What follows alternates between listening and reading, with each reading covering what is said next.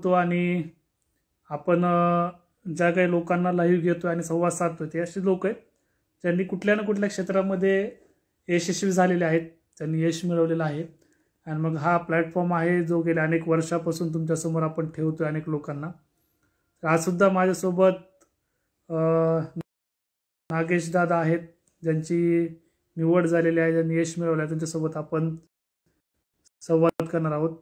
माझा आवाज ज्यांना व्यवस्थित येतोय त्यांनी कमेंट करा, नंतर मी बोलायला सुरुवात करतो. आवाज व्यवस्थित येतोय का कमेंट करा. गणेश दादा, उत्तम दादा, आवाज व्यवस्थित असेल तर कमेंट करा मला.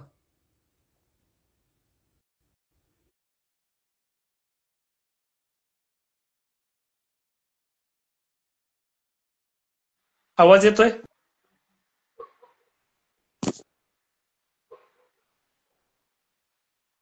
आवाज येतोय का दादा माझा? हा, तुमचा येतोय मला. माझा पण क्लिअर येतोय का फक्त एकदा चेक करा. आणि व्हिडिओ पण क्लिअर वगैरे आहे का? हा, येतोय येतोय. व्हिडिओ दिसतोय, आवाज पण येतोय. ओके आमच्या ओके, चालेल. दोघांचा आवाज येतोय का? लाईव्ह जे आहेत ना त्यांनी कमेंट करा. ठीक आहे, गणेश दादा म्हणता येतोय आवाज. Okay okay. सर्वांचं स्वागत आहे. आपण नेहमीच कोणाला ना कोणाला लाईव्ह घेत असतो. दुर्दैवाने आपलं जे दुसरं पेज आहे त्याच्यावर लाईव्ह काही दिवस होणार नाहीये, त्याच्यामुळे मी या पर्सनल पेजला लाईव्ह येतोय. तर दादा तुमचं स्वागत आहे पहिल्यांदा तर, आणि आमच्या सगळ्यांच्या वतीनं तुमचं अभिनंदन. आधी आम्हाला धन्यवाद. तुमच्या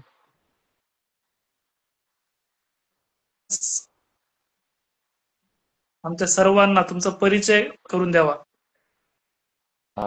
नमस्कार सर्वांना आधी, आणि तुम्हालाही. माझं नाव नागेश वैशाली पंढरनाथ ठोरे. मी आवाज येतोय ना माझा क्लिअर? हा, येतोय येतोय, बोला. ओके, ठीक आहे. मी मूळचा इंदापूरमधील वरपडे खुर्द या गावचा राहणार आहे. माझं प्राथमिक शिक्षण, माध्यमिक शिक्षण हे काटी या, त्यानंतर माझं जे ग्रॅज्युएशन म्हणजेच डिग्री जी आहे ती मेकॅनिकल इंजिनिअरिंग मधून सांगली RIT इथून झालं. अं, आवाज येतोय ना तुमचा? आवाज म्हणजे तुमचा व्हिडिओ थोडा असा अडकत अडकत दिसतो. येतोय मला आवाज व्यवस्थित ओके ओके ओके, तुमचं. चालेल चालेल. ओके, ठीक आहे. माझ्या तुमचं घरच्यांचं मूळ सांगायचं गाव झालं मूळ तर गाव माझं मूळ गाव वरपुडे खुर्द, इंदापूर तालुक्यातील. आणि ओके. शिक्षण हे गावाजवळ एक छोटंसं गाव आहे काठी म्हणून, त्या गावी झालं. प्राथमिक आणि माध्यमिक दोन्ही. थोडं घरच्यांना सांगतो, घरच्यांचा बॅकग्राऊंड. आई आई म्हणजे वडील प्राथमिक शिक्षक आहेत. एक मोठी बहीण, एक छोटी बहीण. आणि आई जी आहे ती शेतामध्ये वगैरे आणि घरचं सगळं बघते. जी मोठी बहीण आहे ती हा, बोला बोला. तुमची कोणत्या पोस्ट साठी निवड झाली दादा, ते जर आम्हाला कळलं तर ठीक होईल. माझी जी सेंट्रल रिझर्व्ह पोलीस फोर्स असते त्यातील सब इन्स्पेक्टर पदी निवड झाली, जे की आपल्या महाराष्ट्राच्या PSIच्या इक्विव्हॅलंट असतं. महाराष्ट्राच्या PSIच्या इक्विव्हॅलंट पोस्ट आहे सेंट्रल गव्हर्नमेंटची. हो हो हो हो. कधी कधी झाले होते दादा ही एक्झाम, आणि कोण कंडक्ट करते सगळ्या एक्झाम? या एक्झामचं कंडक्ट SSC करते, म्हणजे स्टाफ सिलेक्शन कमिशन. आणि या ओके ओके. एक्झामचं नोटिफिकेशन जे आलं होतं ते जानेवारी 2024, मार्च 2024 मध्ये आलेलं. ऍक्च्युली या एक्झाम प्रोसेसला जवळपास 1-2 वर्ष गेले निघून. मार्च 2024 मध्ये आल्यानंतर याची परीक्षा जून 2024 मध्ये झालेली. म्हणजे याच्या म्हणजे 4 रिझल्ट स्टेजेस आता असतात या परीक्षेच्या. हा, रिझल्ट आत्ता लागला. म्हणजे पहिली तर पूर्व परीक्षा झाली जून 2024 मध्ये. त्यानंतर कोणत्या त्याचं फिजिकल झालं ऑक्टोबर 2024 मध्ये. नंतर एक मुख्य परीक्षा असते ती एक झाली मार्च 8, 2025 ला. आणि त्यानंतर एक मेडिकल ते झालं सप्टेंबर 20 ला आत्ताच्या. आणि रिझल्ट लागला आता या दिवाळीच्या आधी. म्हणजे पूर्व परीक्षा नंतर फिजिकल, नंतर मुख्य परीक्षा, हा, आणि नंतर मेडिकल. आणि नंतर मेडिकल. म्हणजे सगळ्या स्टेजेसला असा इक्विव्हॅलंट एक, मी म्हणेन की एक 25% प्रत्येक स्टेजला महत्व आहे. आणि त्या स्टेज क्लिअर करत करत जर गेलं तरच एक शेवटी मेरिट मध्ये येण्याचे चान्स राहतो. अगदी बरोबर आहे. म्हणजे सगळ्या प्रोसेस कम्प्लीट करून तुमची निवड झाली. हो हो हो. तर या क्षेत्राकडे तुम्ही म्हणजे पूर्वीपासूनच ठरवलं होतं की यायचं, कधीपासून ठरवलं का नंतर या सगळ्या गोष्टींकडे पूर्वीपासून म्हणजे वळाल? असं आपल्या ज्या परीक्षा व्हायच्या स्कॉलरशिप म्हणा किंवा 10वी नंतर एनडीए वगैरे म्हणा, ज्या परीक्षांचं देण्याचं स्वप्न आधीपासूनच होतं की असं काहीतरी करायचंय, गव्हर्नमेंट क्षेत्रात वगैरे हम्म. जायचंय. पण एक 10वी नंतर 11वी 12वी सायन्स घेतल्यानंतर असं झालं की ठीक आहे, काहीतरी चांगलं ग्रॅज्युएशन करून एक जॉब पकडावा आधी. त्यानंतर इंजिनिअरिंग हम्म. केलं, मेकॅनिकल इंजिनिअरिंग. आणि ते करून हम्म. 1-2 वर्ष जॉब केला मी नंतर, 1.5 ते 2 वर्ष. त्यानंतर असं वाटलं की हम्म. प्रायव्हेटमध्ये तेवढंसं म्हणावं तितकं सॅटिस्फॅक्शन भेटत नाहीये. मग ते हम्म. सोडून कोविडमध्ये सोडून नंतर इकडं वळण्याचा विचार केला. त्याला कारण असं की माझी ताई पण या क्षेत्रात होती अभ्यास करायच्या.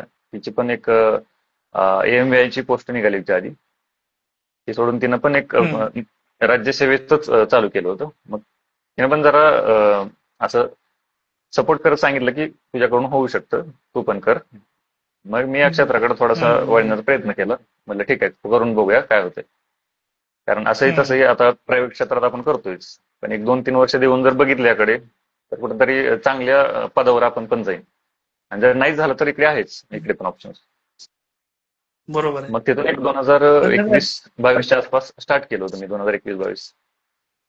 मग असा दोन ऍसेट तीन कोणता वर्ष क्लास लागले वगैरे तुम्हाला. नव्हता लावला. सगळं हम्म. ताई बरोबरच केलं होतं, म्हणजे अभ्यास वगैरे म्हणा, तिच्याबरोबर स्टडी म्हणा किंवा रिव्हिजन वगैरे, असं सगळं तिच्याबरोबरच केलं होतं.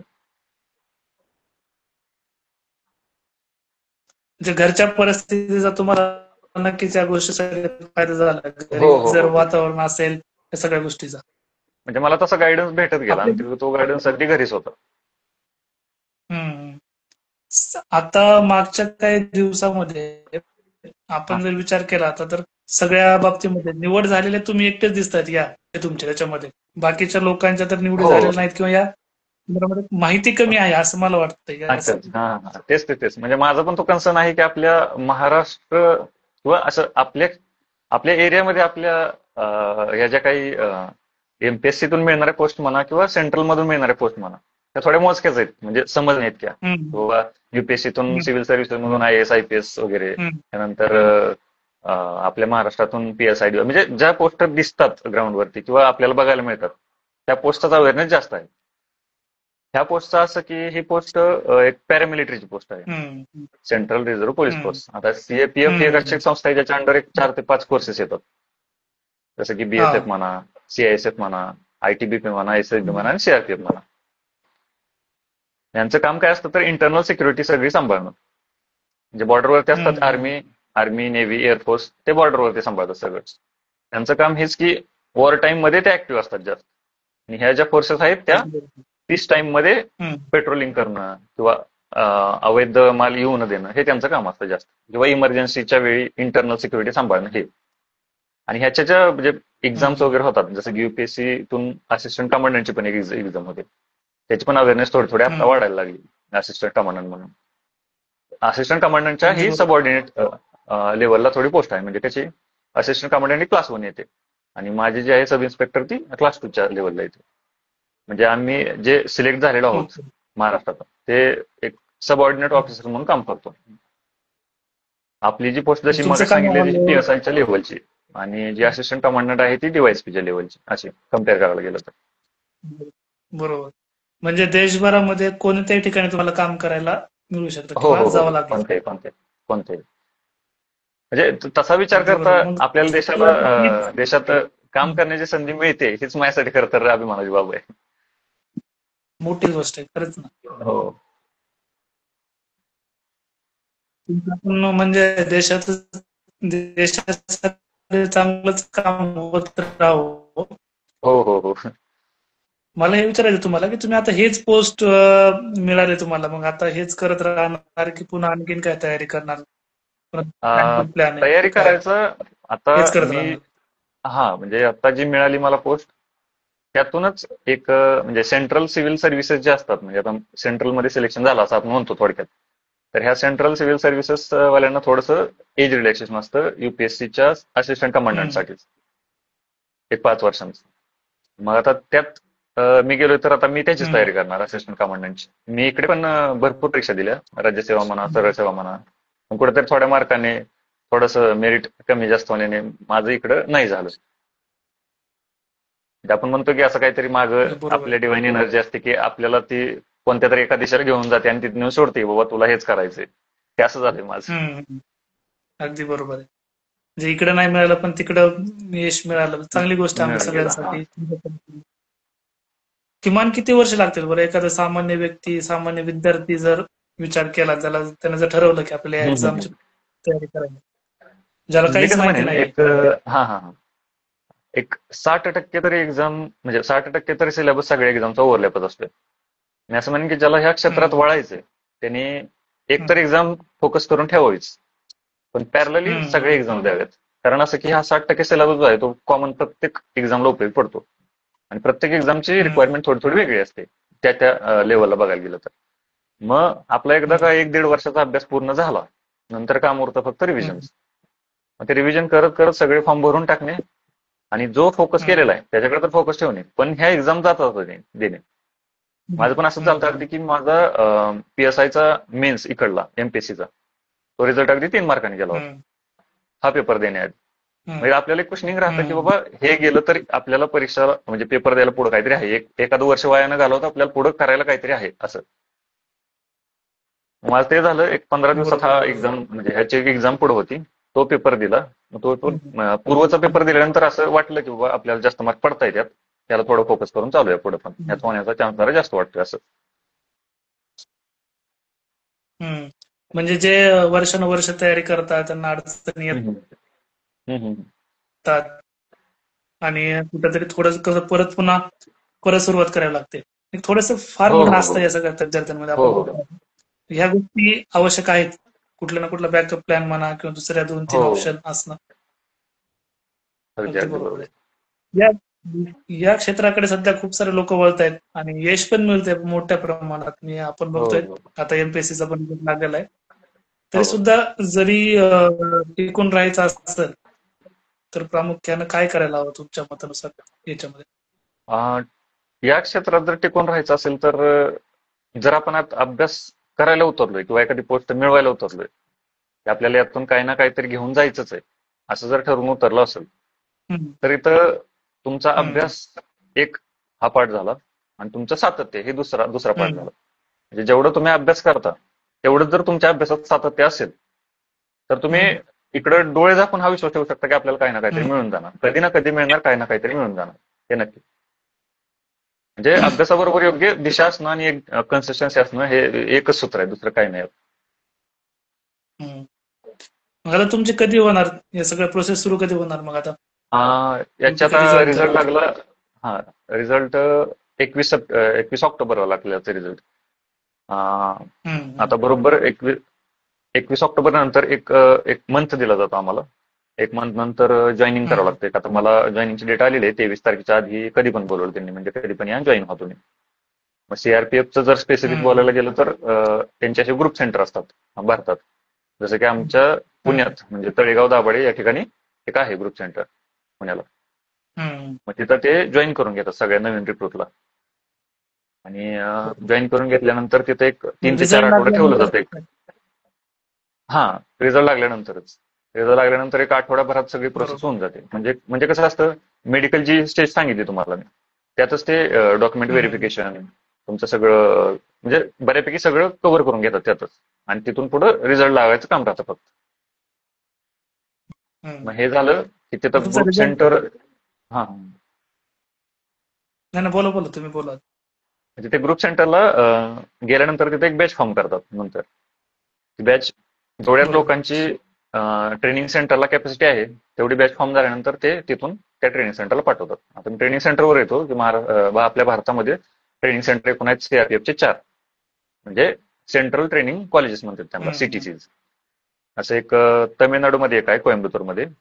आपल्या महाराष्ट्रामध्ये नांदेडच्या मुदखेडमध्ये एक आहे आणि मध्य प्रदेशच्या 2 ठिकाणी आहे, हम्म. ग्वालियर आणि नीमच म्हणून, अशा 4 ठिकाणी आहेत कॉलेज.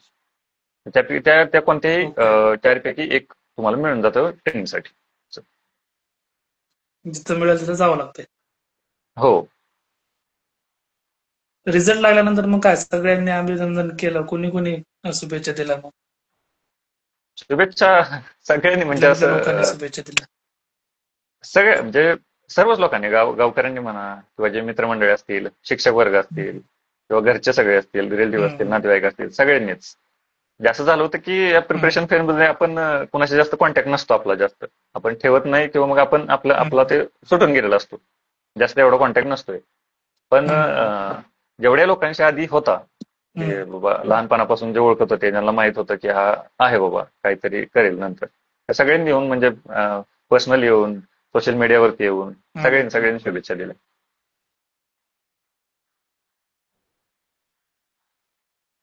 हम्म.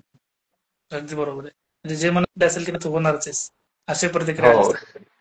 होय होय. म्हणजे असं पहिल्यापासून थोडासा हुशार नव्हतो, पण ऍव्हरेजच होतो. पण सगळ्यांना वाटत होतं की बाबा हा काहीतरी होईल, याच्याकडून काहीतरी होईल. हम्म, बरोबर. नाही तुम्ही मोठं यश मिळवलंय आणि अशा प्रकारच्या नवीन नवीन क्षेत्रामध्ये महाराष्ट्रातले पण आपले विद्यार्थी जायला हवेत. याच हो हो उद्देश हो. आहे आपल्या आपल्या सगळ्यांच्या या इकडं आता मी माध्यमातून त्याच्यावरच येणार लक्षात होतो. यावं. अं, आता नवीन बऱ्याच विद्यार्थ्यांना माहिती झालं, आता बऱ्याच लोकांनी मॅथ्स केलं. हा हा. हम्म. बोला बोला, तुम्ही बोला म्हणजे बोला ना तुम्ही. म्हणजे तेच आपल्या महाराष्ट्रात जरा ह्या थोडासा गोष्टी अवेअरनेस. माहिती व्हायला पाहिजेत या हा संदर्भात हा हा. बरोबर बरोबर. थोडासा जर आपल्या महाराष्ट्रामध्ये या गोष्टींबाबत जरा अवेअरनेस कमी आहे थोडा.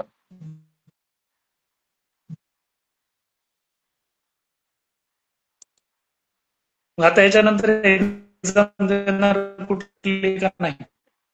हा, एक्झामची तयारी करणार, पण ती आता माझी जी आहे ती क्लास 2 ची येतोय पोस्ट. आवाज? हा येतोय ना, येतोय ना.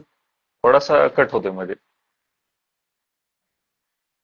आता येतोय ना क्लिअर?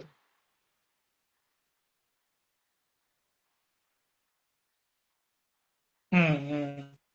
थोडासा नेटवर्कचा इश्यू बहुतेक. म्हणजे कुठलाही सामान्य व्यक्ती करू शकतो बाबा, जाऊ शकतो